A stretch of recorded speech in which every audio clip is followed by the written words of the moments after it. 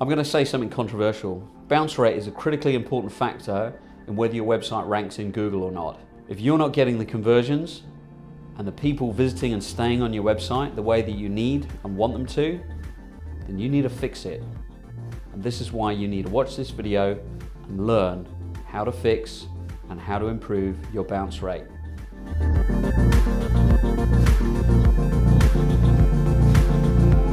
So first things first, let's define bounce rate. Well, it's defined by Google Analytics, where the metric comes from. Bounce rate is somebody that comes to your website and then they're just leaving. Now they could leave hours and hours later because they left the browser open, but generally what we're doing is saying that they're only interacting that once and then gone. And most of those people will just disappear within that 30 seconds. And in fact, the data shows that most of those people are leaving within 5 to 10 seconds. So the first thing you need to think about is, what's the purpose of your website? Is it to make some sale? Is it to convince people? Is it to help them? Is it to reduce your support calls? Is it, like, what is it? What is your website all about? And then you've got to think, the people that are coming in, are you ranking for the things that you want to rank for? Because if you rank for the wrong stuff, the people bouncing may well be people that you're not trying to even please. And therefore, that would be an okay bounce, right? You don't care.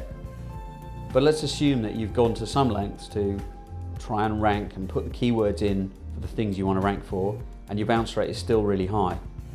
What you've got to do is try and work out why. And you've got to look at the data.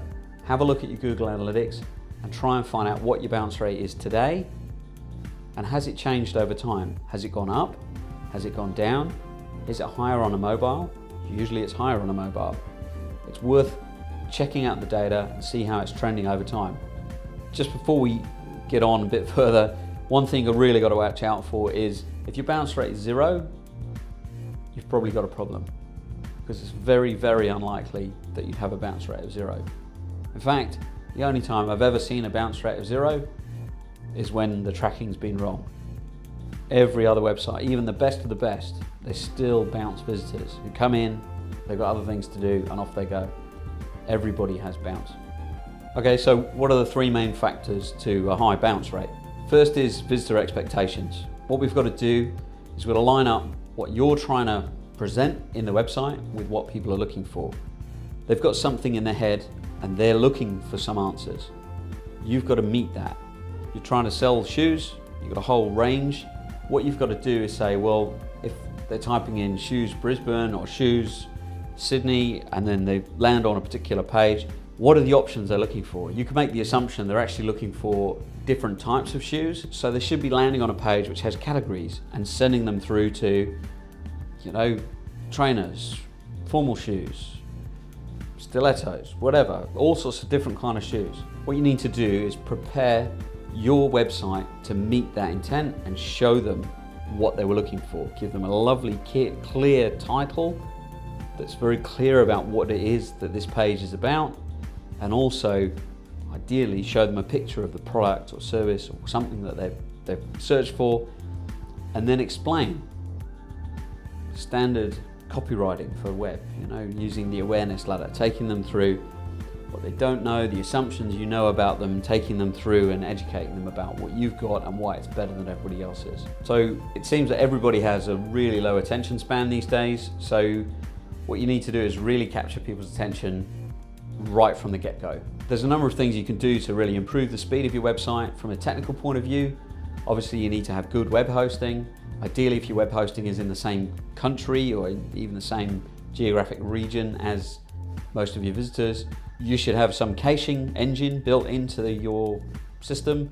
With WordPress, there are a bunch of different things. WP Rocket is a good one, and then there are a bunch of different components, and some really good high-end hosting has caching kind of built in. And then the next thing is a content delivery network, which is a CDN. Again, really good hosting will have this built in as well, but you can have plugins that handle that. So then the final thing that you really need to do is, when you're adding content to the website, you need to make sure that you're thinking about those end users. I've had people come to me and say, yeah, why is my website so slow? Well, because that image you put on the homepage is 8 megabytes.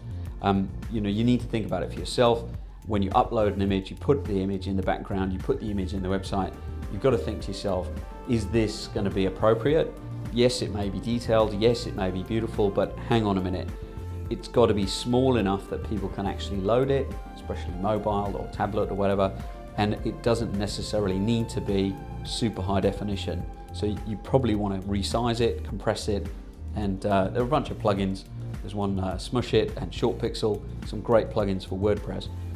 But even just thinking about it when you're adding the images, that can have a huge factor as well.